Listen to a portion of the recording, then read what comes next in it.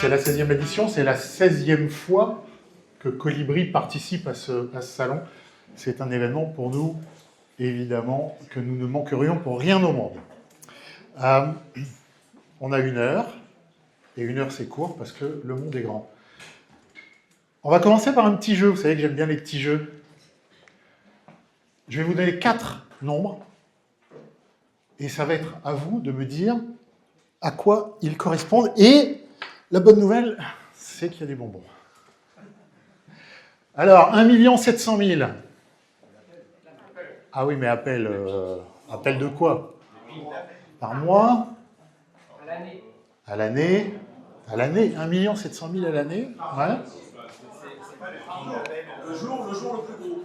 Le jour le plus gros, 1 700 000, il faudrait quand même taper fort. Oui, par semaine. Qui a dit appel par semaine? Allez. Ok. 3,2. Ça, c'est plus compliqué. Hein? Ouais, change de métier. Hein? Ah, je pensais que tu parlais du tien. Temps de com. Hein? Non. Non, là, pour le coup, en plus, on va parler en millions d'heures d'appels par an. 3,2 millions d'heures d'appels par an qui passent par la plateforme Colibri.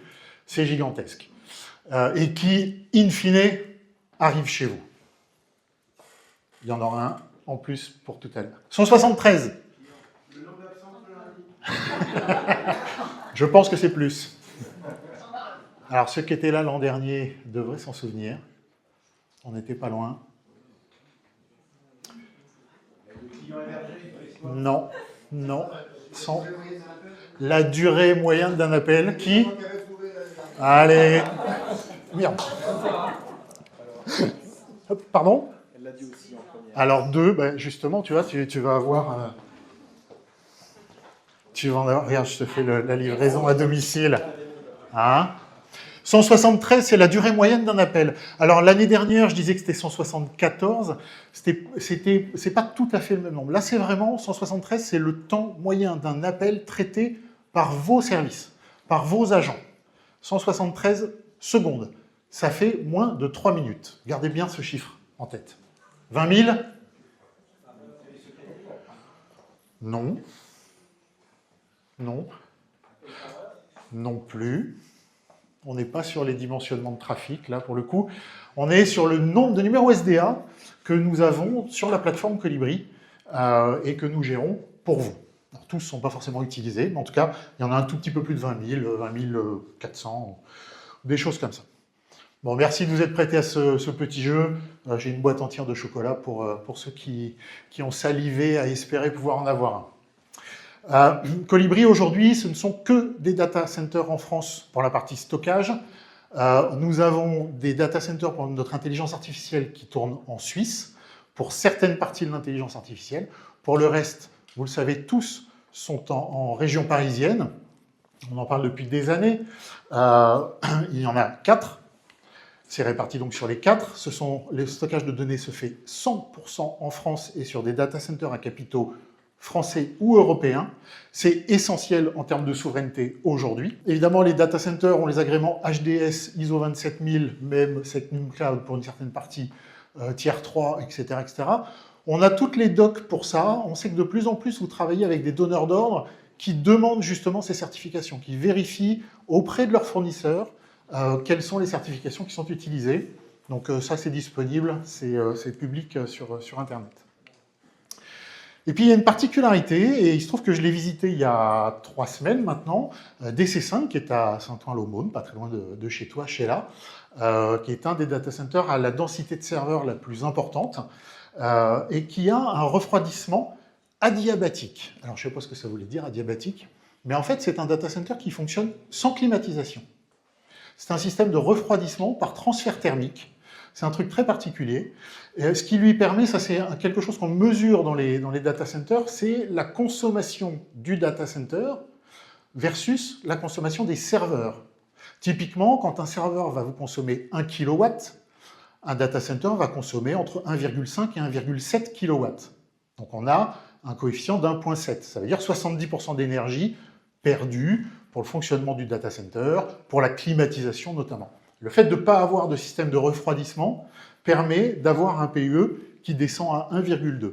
Dans les engagements RSE, et le SIST est engagé sur ces engagements RSE, c'est particulièrement important aussi pour vos donneurs d'ordre. Un petit retour sur notre équipe. Donc aujourd'hui, vous avez une équipe de 7 personnes qui est à votre disposition, enfin, quand je dis 7, 8 avec moi, qui est à votre disposition tous les jours de la semaine, même le samedi matin, qui s'engage à faire fonctionner la plateforme, à la développer, à vous apporter de l'innovation. Et on va en parler tout à l'heure. Vous allez voir que de l'innovation, il y en a eu et il va y en avoir. Vous avez un centre de documentation à votre disposition. N'hésitez pas, on le redit à chaque événement que l'on fait sur le site aide.colibri.fr. Une fois que vous êtes connecté, vous avez accès évidemment aux tickets que vous pouvez ouvrir, mais surtout vous avez cette barre de recherche qui vous permet de retrouver une information sur un sujet qui va vous intéresser. Ça peut être Webline, ça peut être une connexion à Maya ou Doctolib, ça peut être une question sur les cheminements d'appel. Tapez simplement un mot-clé, vous allez avoir tous les documents qui vont apparaître. On a également un système de chat qui permet d'ouvrir un ticket et de récupérer les réponses au travers du chat. Alors, ça n'améliore pas forcément la vitesse de traitement des tickets. Pour rappel, on a quand même 80% de nos tickets qui sont traités en première instance en moins de 30 minutes, quelle que soit la nature du ticket. Mais en tout cas, vous restez connecté et vous avez directement le chat en live avec les techniciens. Donc n'hésitez pas, évidemment, à l'utiliser. 1 an depuis qu'on s'est vu la dernière fois. Ça fait 1 an. Nous organisons tous les 2 mois des Colibri Café. Depuis, je crois qu'on a fait la 24e ou 25e édition, donc ça fait 5 ou 6 ans maintenant. J'étais ravi de voir que certains de nos confrères avaient repris cette excellente idée. Ça prouve que c'était justement une excellente idée. À chaque fois, on a une 50aine de personnes qui se connectent. Colibri Café, c'est une agora, c'est un endroit d'échange. Alors, on passe de l'information, parce qu'on évolue en permanence, on va le voir juste après, mais c'est aussi le moment où vous posez des questions. Et d'ailleurs, quand vous vous inscrivez, on vous demande toujours de poser une première question, ce qui permet de déclencher le débat. Voilà. Et des fois, on a des informations qui vous arrivent sur des fonctions qui sont sorties il y a peut-être 2 ans, qui vous avaient échappé.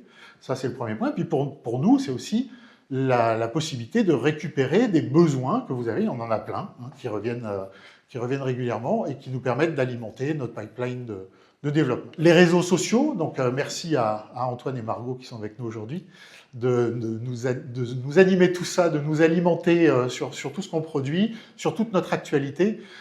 Colibri et ABM ont plus de 30 ans maintenant. Ça fait 30 ans qu'on innove, ça fait 30 ans qu'on sort des produits, ça fait 30 ans qu'on sort des fonctions. Ça fait 30 ans que bien souvent on a été les premiers à sortir des fonctionnalités, et puis un jour on s'est rendu compte que en fait on ne le faisait pas savoir.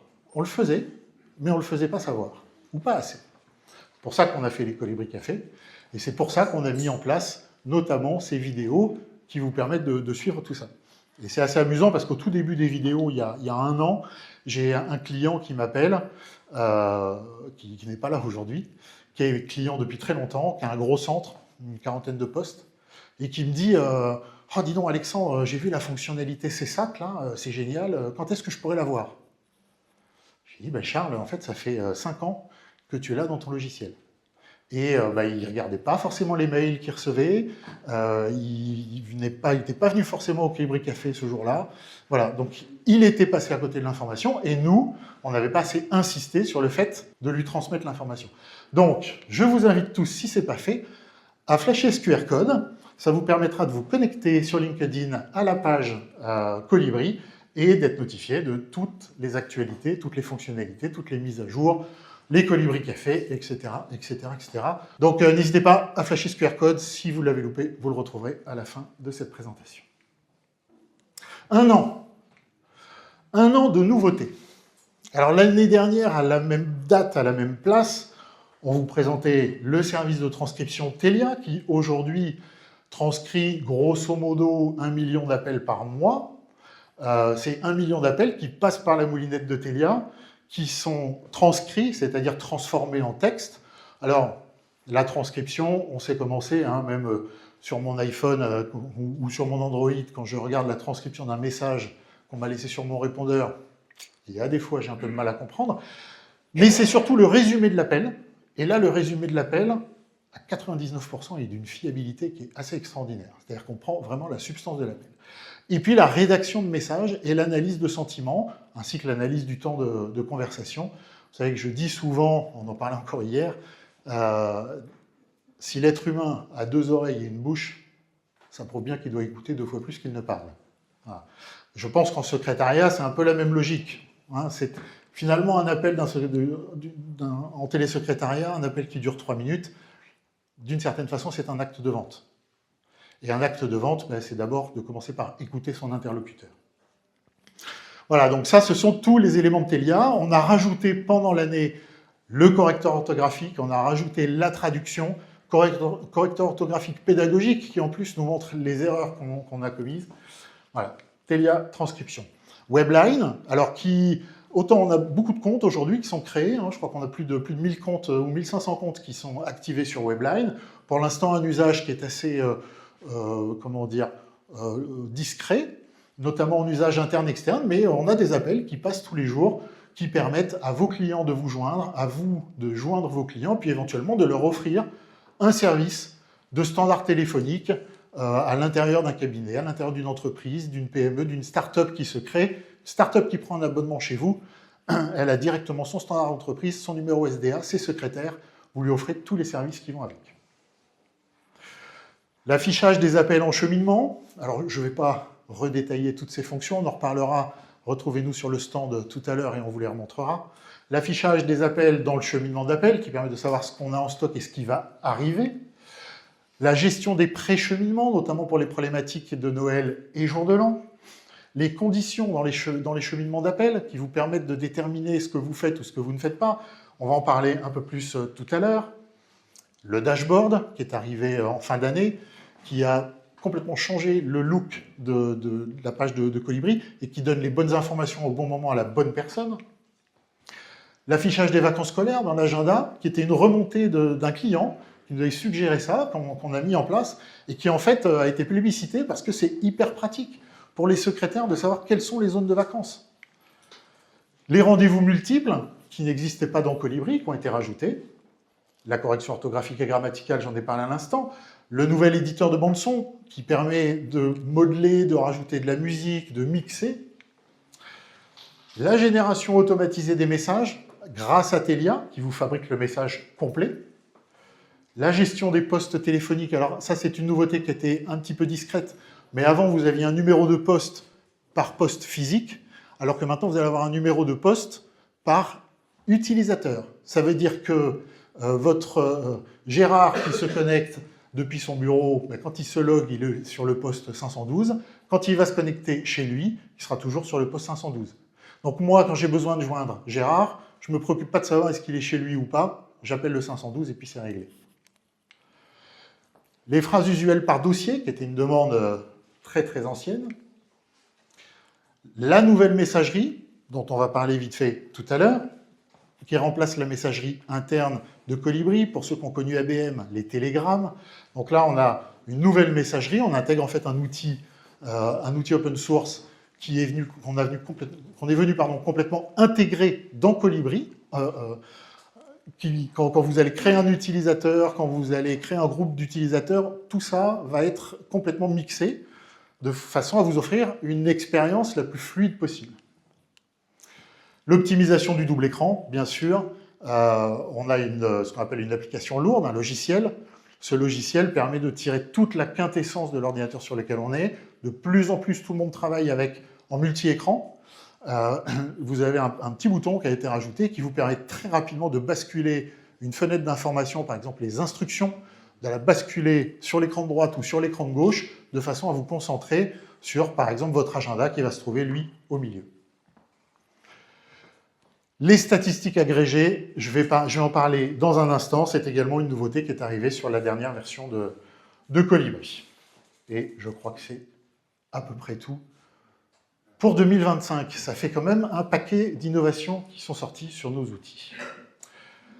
Alors, on va faire un petit sujet sur la facturation électronique, parce que c'est une question qui revient fréquemment. Pour ceux qui étaient au Colibri Café, au dernier Colibri Café, évidemment, c'est de la redite. On travaille sur un nouveau logiciel de facturation. D'abord, un petit rappel sur le calendrier de la réforme. Il y a une obligation sur le 1er septembre 2026, donc septembre qui arrive, qui vous oblige, vous aussi, à recevoir des factures de façon électronique. Donc ça, ce n'est pas votre logiciel de facturation, c'est votre comptable, ou votre logiciel de comptabilité qui gère ça. Donc ça, c'est à voir avec votre comptable. Ça concerne toutes les entreprises, quelle que soit leur taille. En revanche, 1er septembre 2026, seules les entreprises intermédiaires, alors je ne sais plus quels sont les seuils, mais ça doit être 250 salariés et je ne sais plus quel volume de chiffre d'affaires qui est très au-dessus de nous, ont l'obligation d'émettre des factures au format électronique.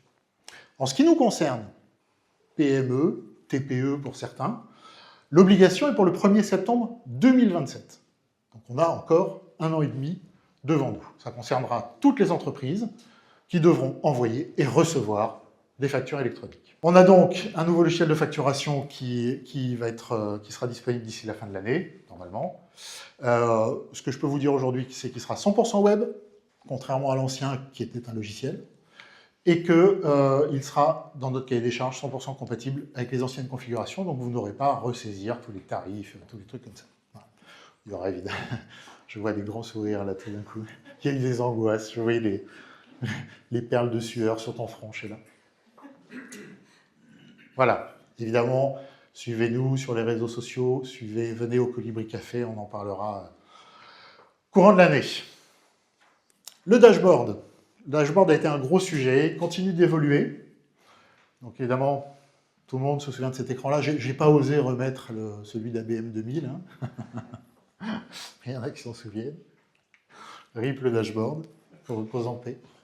Il est, ceci dit, toujours accessible. Hein. Dans les préférences, on a une case qui permet de réactiver l'ancien dashboard pour vraiment... je ne sais pas si on a eu des clients qui nous ont demandé à le réactiver. Je pense que si je l'ai fait, c'est sûr. Vas-y. Tu peux balancer les noms ou pas, non? Non. Allez, même si je te donne un chocolat, non?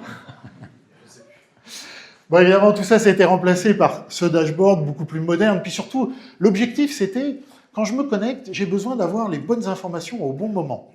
Voilà, c'est un peu notre leitmotiv. Les bonnes informations au bon moment. C'est toujours ce qui nous a guidés depuis 30 ans, depuis qu'on fait des logiciels de traitement d'appels.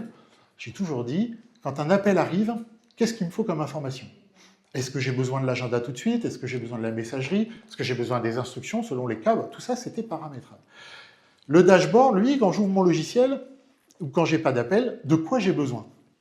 Ben, par exemple, moi, en tant que manager, ce qui m'intéresse, c'est d'avoir mes appels de la semaine, de savoir globalement qui est en ligne, est-ce qu'il y a des appels et depuis combien de temps, quelle est ma QDS client aujourd'hui, et quel est mon CSAT du jour. Voilà, ça, c'est mes informations à moi.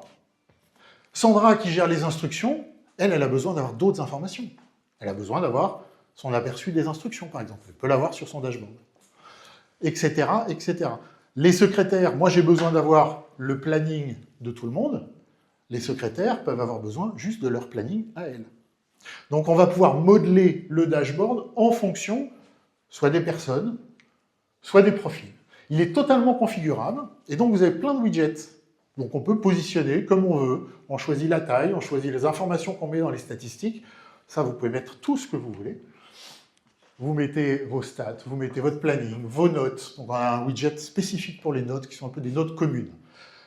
Des instructions, des statistiques, donc encore une fois totalement personnalisables. La liste des agents, qui est autre chose que l'ACD, puisque je peux aussi avoir l'ACD, le superviseur tel qu'on le connaît. Moi, j'ai besoin d'une vue synthétique. Je n'ai pas besoin d'avoir les noms des clients qui sont en train d'être appelés. Je m'en fous. Moi, je veux savoir qui est en ligne et quel est mon taux de charge, grosso modo. La messagerie, bien sûr, on la verra tout à l'heure. Et puis, on a un magnifique nuage de mots. Alors ça, c'est marrant parce que je pense que c'est Romain qui est à l'initiative de ce truc-là, ou c'est toi, Yannick? Ou c'est vous deux? C'est nous deux. Voilà, c'est une association de malfaiteurs. Et magnifique nuage de mots parce que, en fait, quand on est connecté au système Telia, le système regarde tous les appels qu'il y a eu, alors on choisit la profondeur, les dossiers, tout ça, et il vous génère un truc comme ça. Et visuellement, c'est comme la fresque d'appel, c'est hyper parlant sur l'activité. Voilà pour le dashboard qui a changé vraiment l'apparence de Colibri au quotidien. La messagerie. Alors tout le monde utilise, enfin tout le monde, beaucoup utilisent du Teams, du WhatsApp, enfin WhatsApp pour certains, parce que WhatsApp c'est un peu particulier, du Slack, il y a plein d'outils comme ça qui permettent de collaborer, du WorkChat quand c'était encore en vie. On avait dans Colibri la messagerie interne, donc les télégrammes, qui permettaient d'envoyer des messages à quelqu'un qui est connecté. Et puis, un jour, on a un client qui nous a sollicité en disant voilà, c'est compliqué parce que du coup, ma superviseuse, quand elle est déconnectée, je ne peux pas lui envoyer de message. Ça, c'est le premier point. Et puis, il faut que je sois devant Colibri pour pouvoir envoyer un message. Donc, on a cherché, on a réfléchi. Et puis, on a trouvé un outil qui existe depuis une dizaine d'années, qui est un outil de messagerie open source. Et plutôt que de réinventer l'eau chaude, on s'est dit on va intégrer un outil extérieur qui fait parfaitement bien le job. Et cette messagerie, donc, elle remplace complètement l'ancienne messagerie. Elle vient s'intégrer directement dans Colibri. Donc là, vous l'avez dans Colibri. Quand je vais cliquer sur messagerie externe, et j'ai le bouton après qui me permet de réouvrir la messagerie, je peux la voir évidemment sur mon dashboard. Donc quand je vais me connecter à Colibri, j'ai directement mes derniers messages. Quand je vais créer un utilisateur, il va me créer automatiquement évidemment l'utilisateur dans le système de messagerie. Quand je crée un groupe d'utilisateurs, si vous travaillez avec des groupes d'appels, pareil, vous allez avoir des groupes créés automatiquement. Ensuite, libre à vous d'en créer et de modeler un petit peu tout ça. Elle est accessible de façon totalement autonome, c'est-à-dire que j'ai un navigateur web avec une URL sur laquelle je me connecte depuis n'importe quel PC et j'ai accès à ma messagerie. Et nous avons également une application iOS et Android qui vous permet de recevoir les messages avec les notifications et tout ça. Vous êtes en déplacement, vous ne perdez pas le contact avec vos équipes. De base, on a poussé un petit peu le fonctionnement de la messagerie interne qui ne gardait pas les messages, on les garde 72 heures. Et en option, vous avez la possibilité de pouvoir transférer des pièces jointes, alors quelle que soit la pièce jointe, Word, Excel, PDF, vidéo, images, tout ce qu'on peut imaginer, globalement sans limite de taille, on est limité à plusieurs mégas, je ne sais plus combien, plusieurs dizaines de mégas, mais ça permet de faire tout passer. Et vous avez un historique de messages étendu qui vous permet de garder plusieurs mois, voire plusieurs années, l'ensemble des messages. Tout ça est hébergé sur nos serveurs, donc on est en souveraineté. Vous n'êtes pas sur de la WS ou sur un cloud où on ne sait pas on ne sait pas qui c'est. Il ne faut jamais oublier que le cloud, c'est jamais que le serveur de quelqu'un d'autre. Voilà pour la partie messagerie. Une des grosses modifications dans les cheminements d'appel, ça a été les conditions des cheminements d'appel. Maintenant, tout le monde maîtrise et tout le monde utilise les cheminements d'appel. Dans les cheminements d'appel, vous aviez une condition, en fait, qui étaient les conditions horaires. Je disais de telle heure à telle heure, ou tel jour, ou de telle période, je vais exécuter ce cheminement d'appel. On est allé plus loin, et on a rajouté, donc, en plus des filtres horaires, des filtres hebdomadaires et des périodes, on a rajouté un ensemble de conditions qui permettent de tester la SDA, qui permettent de tester si l'appelant est VIP, c'est-à-dire si c'est un de nos clients. Par exemple, le message disant « cet appel est susceptible d'être enregistré », quand c'est le client qui appelle, je vais le diffuser systématiquement et je vais forcer l'enregistrement de l'appel à 100%. Je peux faire ça. Si l'appelant est connu, c'est-à-dire que je l'ai trouvé dans les fiches contacts, ou plutôt, je vais faire l'inverse, si l'appelant n'est pas connu, je vais diffuser un message disant « Nous vous rappelons que le docteur n'accepte pas de nouveaux patients ». Alors que s'il est connu, on peut imaginer que c'est un nouveau patient, que ce n'est pas un nouveau patient, pardon. Donc ça vous permet de diffuser des informations en fonction de la structure de l'appel qui arrive. Autre point, vous pouvez travailler sur les taux de charge des groupes d'accueil, vous pouvez travailler sur le nombre d'appels pour une ESDA ou le nombre d'appels max de votre plateau. Pour ceux qui utilisent la CD param, en fait, on a décalé dans le cheminement d'appel cette fonction-là. La problématique qu'on avait, c'est que la CD param se déclenchait une fois que l'appel rentrait en file d'attente. Sauf que la file d'attente, on y rentre après le cheminement d'appel. Pour peu que vous ayez mis un limiteur à 5 appels simultanés pour une SDA, et que ce limiteur dise S'il y a plus de 5 appels, j'envoie l'appel vers la dissuasion. Ça veut dire que quelqu'un qui appelait, il tombait sur le message « Bonjour, bienvenue au cabinet du docteur machin. Nous vous rappelons que cet appel peut être enregistré. Désolé, tous nos agents s'occupaient, veuillez rappeler ultérieurement. » Voilà. Rien de plus énervant. Juste un petit feedback, je vais prendre un tout petit peu de hauteur. Ce que nous vendons, c'est l'expérience pour l'appelant. On vend un parcours, enfin, notre appel fait partie du parcours de soins. Aujourd'hui, le soin, c'est, si on parle du médical, c'est je suis patient, je vais voir mon médecin. Mais qu'est-ce qui s'est passé avant? Pouvoir prendre mon rendez-vous, que ce soit par Internet, sur Maya ou sur Doctolib ou sur autre, ou passer un appel téléphonique, ça fait partie de l'expérience patient. On cherche toujours, quand on développe Colibri, quand on travaille sur ces sujets-là, à se dire, l'appelant, c'est quoi son intérêt? C'est quoi son bénéfice? Et moi, me dire que quelqu'un appelle, passe 30 secondes à écouter un message dont il n'a rien à faire, s'il appelle déjà, c'est qu'il veut avoir quelqu'un au téléphone. Si on le contraint à lui diffuser des messages pendant 30 secondes et qu'à la fin, on finit par lui dire « Désolé mon gars, il n'y a personne de dispo », en termes d'expérience, on est quand même assez limité. Et si vous mettez à sa place, vous seriez un peu énervé. Voilà. Donc c'était ça l'idée, c'était de remonter ces conditions de base dans le cheminement d'appel. Dès que l'appel va rentrer, on va dire nombre d'appels max pour ce SDA supérieur à 4, j'envoie vers la dissuasion avec un message disant « Désolé, notre plateau est surchargé », mais au moins j'ai l'info tout de suite. Voilà, donc je peux travailler sur l'origine de l'appelant, s'il est connu, s'il est dans les fiches contacts, s'il est identifié comme le client.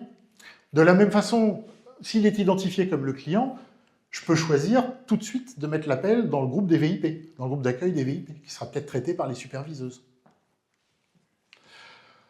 Selon la saturation du plateau, taux de charge et nombre d'appels simultanés. Voilà, pour les conditions de cheminement d'appel, c'est déjà en place chez vous, c'était sur la dernière version, celle de janvier. Les statistiques. On en parle vite fait. Depuis la dernière version, l'écran de paramétrage des statistiques, d'interrogation des statistiques a légèrement changé, puisque avant vous sélectionniez un article. Maintenant, vous pouvez en choisir plusieurs. En fait, on a de plus en plus de clients qui faisaient du graphe agrégé, c'est-à-dire qui mixaient les données. Nombre d'appels d'un côté, nombre d'appels perdus de l'autre. Temps de communication total versus temps de communication réel, etc., etc. Là, vous avez la possibilité de choisir vos différents articles. Évidemment, la période reste la même. Et puis, vous lancez, vous avez votre graphe agrégé. Et encore mieux, vous avez la possibilité, si j'ai ma souris, ici, d'aller sauvegarder vos différents graphes. Quand vous avez du graphe agrégé, hyper facile. Quand vous avez l'habitude d'aller chercher plutôt les appels sur la semaine, alors que par défaut, c'est les appels du jour, vous affichez vous sélectionnez votre configuration. Cette configuration, donc vous pouvez les sauvegarder et puis surtout vous pouvez les partager. Donc ça peut être votre configuration, mais vous pouvez la rendre publique pour que tout le monde puisse y avoir accès. Avec Colibri, faites de chaque appel un enchantement. Vous disposez de tout un arsenal de fonctionnalités pour que vos télésecrétaires soient pleinement concentrés sur leur appel. Telia, messagerie instantanée et transcription d'appels. Mais Colibri ne s'arrête pas là, puisqu'il vous permet de suivre et de piloter en temps réel votre centre d'accueil téléphonique. Que ce soit au travers de notre dashboard personnalisable qui affiche toutes les données dont vous avez besoin, ou avec Telia qui vous permet d'identifier en un clin d'œil les appels qui ont eu des problématiques, puis d'en consulter la transcription. Et pour vos clients, c'est une véritable révolution. Webline, c'est la version moderne et intégrée du standard d'entreprise. Notre solution connecte vos clients partout dans le monde, sans limite. Vos appelants, télésecrétaires et clients n'auront jamais été autant connectés. Vous pouvez pousser votre service encore plus loin en personnalisant la musique d'attente, les messages d'accueil et même le cheminement d'appel pour chaque client. Colibri facilite les interactions entre télésecrétaires et appelants. Lorsqu'un appel arrive, il est préqualifié par notre assistant IA avant d'être réparti intelligemment entre vos télésecrétaires, en fonction de vos critères. Et c'est pour toutes ces raisons qu'avec Colibri, vous faites de chaque appel un enchantement. Voilà, vous avez enfin la réponse de savoir chaque appel un enchantement. C'était le petit bout qui était sur le petit oiseau qui bouge en bas. Il y a évidemment un sujet qui aujourd'hui est d'actualité, c'est l'intelligence artificielle. Aujourd'hui, il n'y a plus un produit qui sort sans qu'on ait parlé d'intelligence artificielle.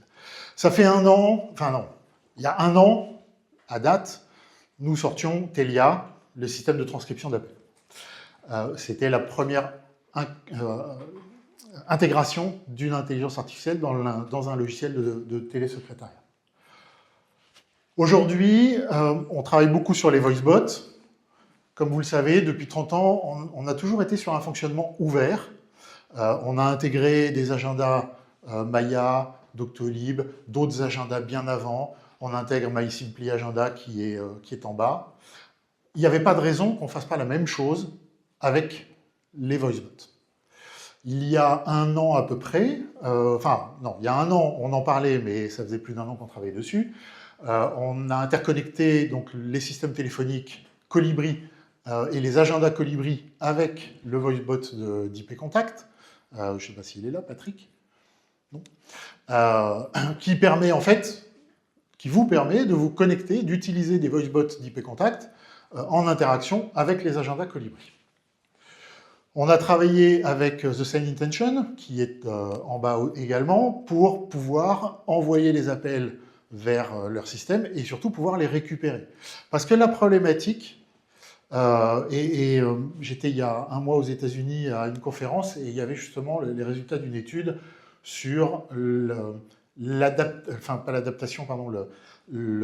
l'acceptation des voicebots par les différents niveaux de génération. Ce qui est très intéressant, c'est que, contrairement à ce qu'on croit, les jeunes générations n'ont pas plus d'appétence aux voicebots que les anciennes générations, les plus de 45 ans, je veux dire. Mince, je suis dedans. Il y a un phénomène de fond, les voicebots sont là, il y a beaucoup de POC, de Proof of Concept. Aujourd'hui, dans l'usage, si on ne fait que du voicebot, on est quand même sur quelque chose de déceptif en termes d'expérience patient. Après, ça répond à une demande parce que ça permet d'évacuer des appels à faible valeur ajoutée. Typiquement, ce que je dis souvent, sur un médecin qui n'accepte pas de nouveaux patients, quelle est la valeur ajoutée d'une secrétaire à dire « Désolé, je ne peux pas vous donner de rendez-vous ». Alors, en fait, il n'y a pas de réponse à cette question. La réponse, c'est quel service on veut offrir au patient. Est-ce qu'on veut quand même le prendre en charge et amortir son truc, et amortir sa douleur, entre guillemets, ou est-ce qu'on n'en a strictement rien à faire de lui et on veut juste le botter en touche? Voilà, il n'y a pas forcément de bonne réponse, chacun choisira son camp. Moi, je pense que notre métier n'existera et ne trouvera son salut qu'au travers de la qualité et de l'excellence de la relation que l'on apporte au patient, quelle que soit la réponse qu'on lui donne. En revanche, et puis je termine avec l'agenda Doctolib, donc on a travaillé avec l'équipe d'Aaron depuis, je ne sais plus, le mois de juin l'année dernière, et aujourd'hui, donc on peut avoir un appel qui rentre dans le système Colibri et qui repart sur l'assistant téléphonique Doctolib. L'assistant téléphonique aujourd'hui qui gère à 100% l'appel, globalement, oui, je peux prendre un rendez-vous, sur un rendez-vous simple, mais de la même façon, pourquoi je l'aurais pris, pourquoi je passerais un appel téléphonique si je peux le faire par Internet? La plupart des gens vont le faire par Internet, donc il y a une petite frange qui va passer sur l'assistant téléphonique, mais c'est quand même pas la majorité. Donc si j'appelle, c'est que j'ai besoin d'avoir quelqu'un au téléphone. On est très très loin des 70% d'appels qui seront traités par un assistant téléphonique. Très très très loin. Et aujourd'hui, il n'y a pas de système qui le permette, sauf à contraindre un appelant. Et là, on n'est plus dans la logique de l'excellence. Cependant, il y a des choses intéressantes à faire. Typiquement, j'ai un appelant qui va donc appeler un des numéros SDA de vos clients. On va dévier l'appel vers une intelligence artificielle, quelle qu'elle soit. Et cette IA va donner quelques informations, mais à la fin, va pouvoir retransférer l'appel vers une télésecrétaire, si tant est qu'il n'ait pas pu gérer l'appel. On revient sur les chiffres. 174, vous vous souvenez de ce chiffre-là? 174 secondes, c'est le temps moyen d'un appel en télésecrétariat. Chose très intéressante, un appel traité par une IA va plutôt durer 4 minutes. Surtout quand on est sur l'IA séquentielle. C'est-à-dire que, bonjour, vous appelez pour prendre un rendez-vous ou pour faire ça. J'appelle pour prendre un rendez-vous. Pourriez-vous me donner votre nom? Voilà. Et puis, on défile le truc. Pour peu que mon nom soit un peu complexe, pour peu que j'ai besoin d'un rendez-vous, un peu comme Patrick l'a fait ce matin en démo, en disant, bah non, finalement, la semaine prochaine, je peux vous proposer mercredi, ah oui, mais plutôt l'après-midi, je peux vous proposer 14h, ah ben non, mais plutôt 17h. Bref, la moyenne, c'est 4 minutes, l'étude de Metrigi qui a été faite aux États-Unis. En télésecrétariat, entre le moment où l'appel rentre et le moment où il est terminé, 174 secondes, moins de 3 minutes. Ceci incluant la file d'attente, ceci incluant le message disant « Bonjour, bienvenue au cabinet du docteur machin », le message disant « Votre appel va être enregistré », la file d'attente, éventuellement une attente pendant l'appel.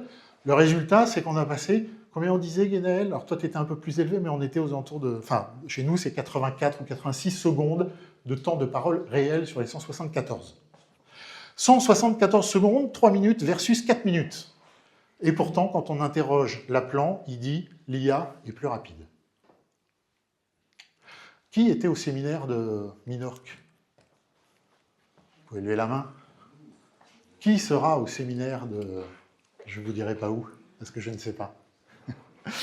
Au séminaire de Minorque, qui est un séminaire sur l'enchantement client, toute la question a été sur la perception. Comment est-ce que l'appelant perçoit quelque chose? Ce que l'appelant perçoit, c'est que l'IA lui a répondu tout de suite. Alors que l'humain lui a répondu au bout de 90 secondes.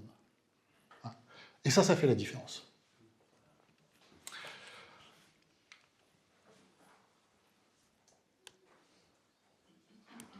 J'ai le plaisir de vous présenter l'assistant vocal Telia. L'assistant vocal Telia va avoir un fonctionnement assez classique.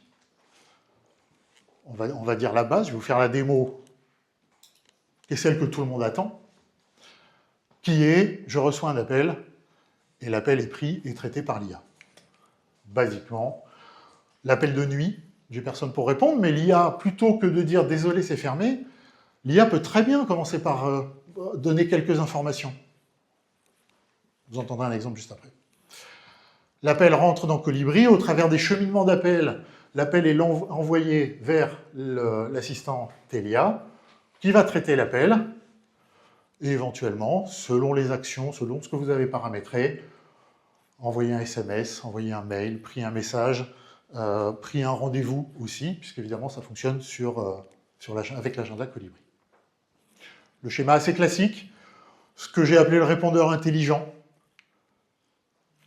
Et le deuxième schéma, beaucoup plus intéressant, c'est la qualification d'appel.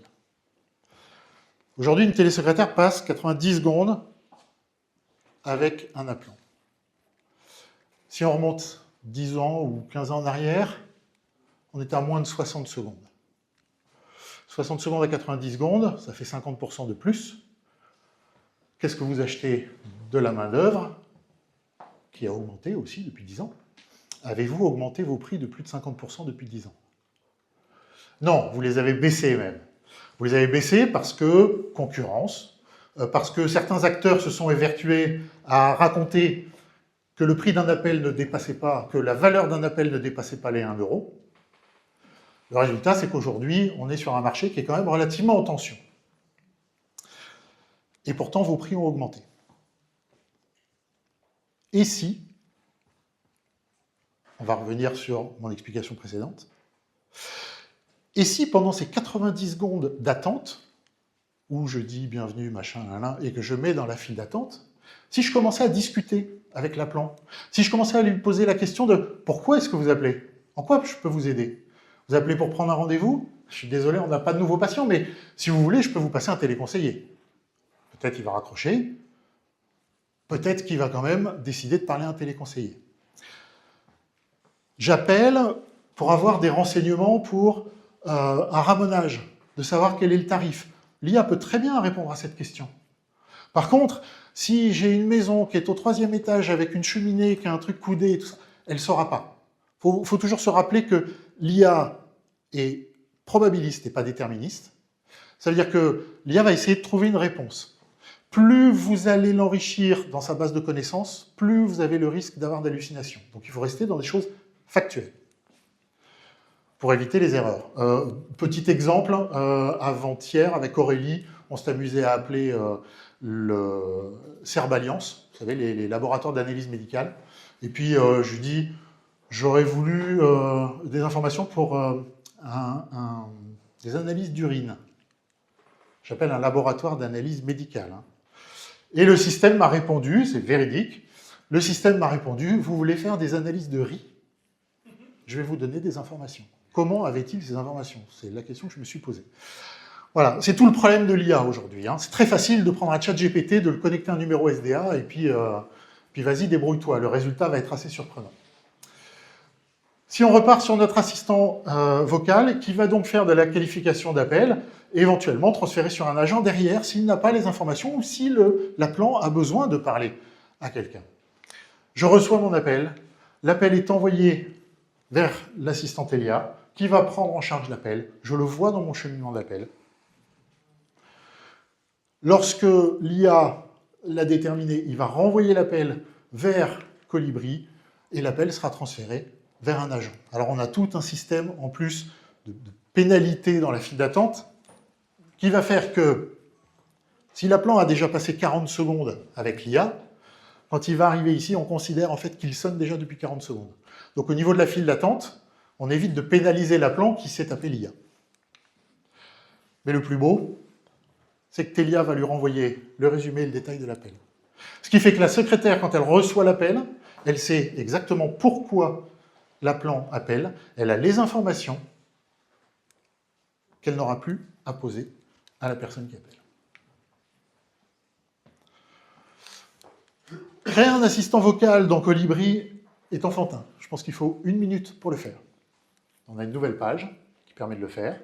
Donc je définis pour mon docteur Artens, j'ai récupéré toutes ces informations, là on n'a pas toute la page. J'ai ses horaires d'ouverture, etc., etc. Et puis ici, j'ai des informations. Donc il est médecin, donc j'ai briefé en fait, comme j'aurais briefé une télésecrétaire qui arrive. Donc j'ai rentré les consignes de traitement d'appel. Et on va le voir un petit peu plus bas, mais le docteur Artens, il propose il propose des certificats médicaux pour de la plongée sous-marine. Notre assistant vocal a une latence moyenne de 700 millisecondes. Quand je vous parle, si je dis rien, vous avez l'impression que je suis un peu cinglé quand même. Par contre, quand vous me parlez, si je vous réponds tout de suite, là, tout d'un coup, il y a un échange. Mieux que ça, on sait que l'IA fait des erreurs dans sa compréhension des choses. Toutes les IA. Encore une fois, elle comprend du riz à la place de l'urine. Je n'irai pas manger chez elle. Cependant, quand elle va commencer à me répondre, tout de suite, moi, je vais me rendre compte qu'elle est partie sur la mauvaise piste. Si je peux lui couper la parole pour la remettre dans le rail, là, pour le coup, on va gagner du temps. On peut lui couper la parole pour avoir une plus grande interactivité. Aujourd'hui, elle comprend 4 langues, français, anglais, allemand, espagnol. Alors, elle parle, on peut choisir, je ne sais pas si on le voit sur cet écran, c'est un peu plus haut, on peut choisir la langue dans laquelle on veut qu'elle parle. Elle peut parler de mémoire allemand, français et anglais. Pour l'instant, elle n'est pas capable de switcher d'une langue à l'autre, mais ça va arriver très très rapidement. C'est-à-dire qu'en fait, on va créer 2 assistants, un qui parle français, un qui parle anglais. Et l'assistant français, je peux lui parler en anglais. Alors des fois, c'est assez rigolo parce qu'il va me répondre en anglais, mais avec un accent français. Ça, c'est assez marrant.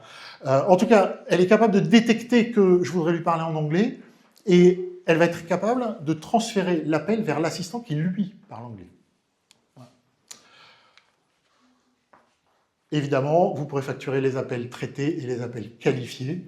Un appel de nuit, aujourd'hui qui est sur répondeur, il vous rapporte 0. un appel qui serait traité par une IA qui serait capable de donner des tarifs, il n'y a pas de raison qu'il ne soit pas facturé. Bonjour, bienvenue chez Dr Jean-François Artens. Comment puis-je vous aider aujourd'hui? Bonjour, je vous appelle car j'aurais besoin d'un certificat médical. Très bien, je peux vous aider pour cela. Pourriez-vous me dire votre prénom s'il vous plaît? Alexandre, Merci Alexandre. Pourriez-vous me donner votre nom de famille? Morette, Merci. Comme cela concerne la plongée sous-marine, pourriez-vous préciser s'il s'agit d'un stage de formation ou d'un brevet de niveau 1 à 4? c'est brevet de niveau 1. Merci. Laissez-moi vous transférer à un secrétaire médical qui pourra vous aider pour votre certificat. À des fins de qualité et de formation, cet appel est susceptible d'être enregistré.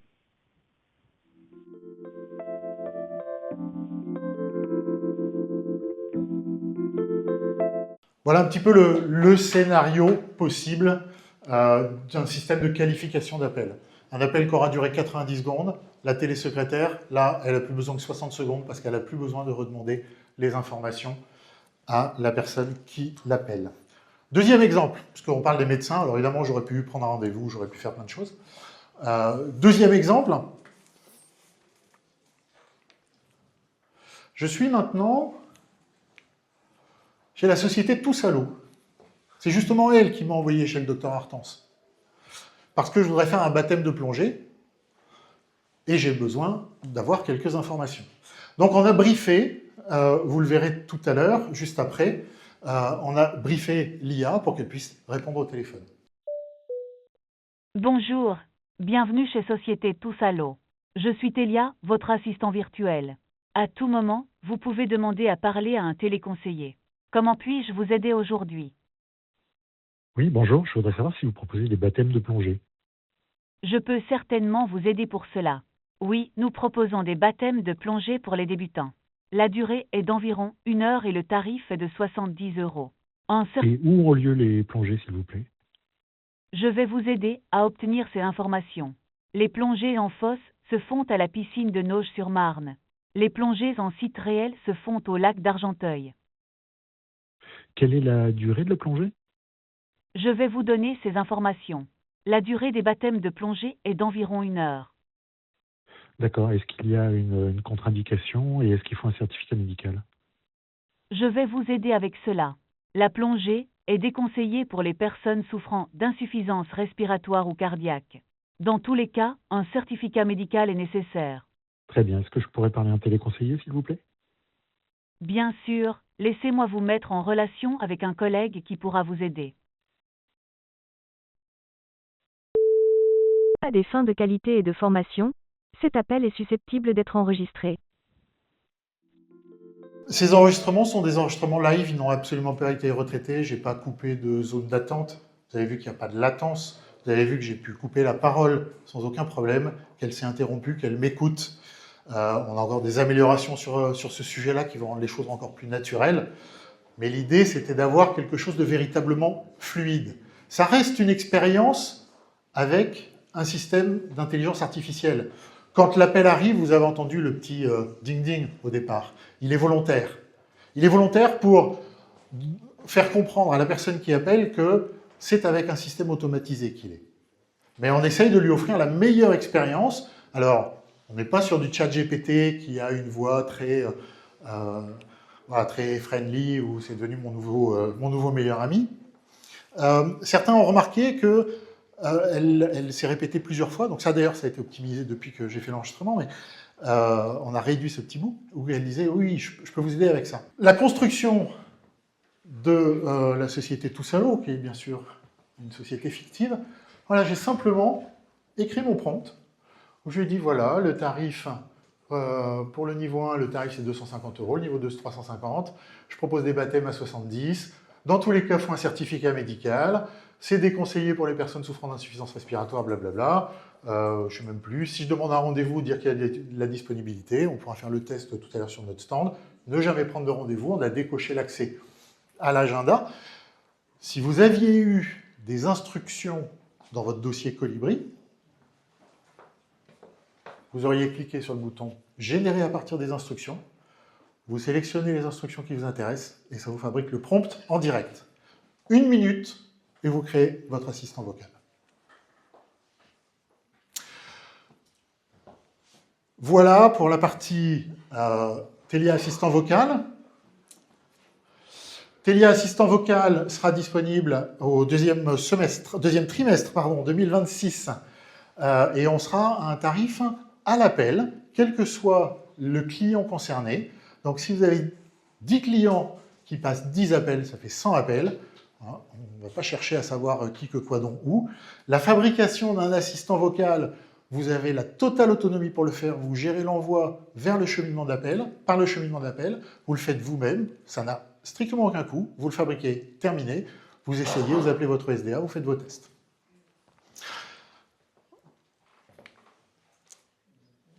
Voilà, j'en ai terminé pour aujourd'hui. Merci pour votre participation. N'hésitez pas à flasher le QR code.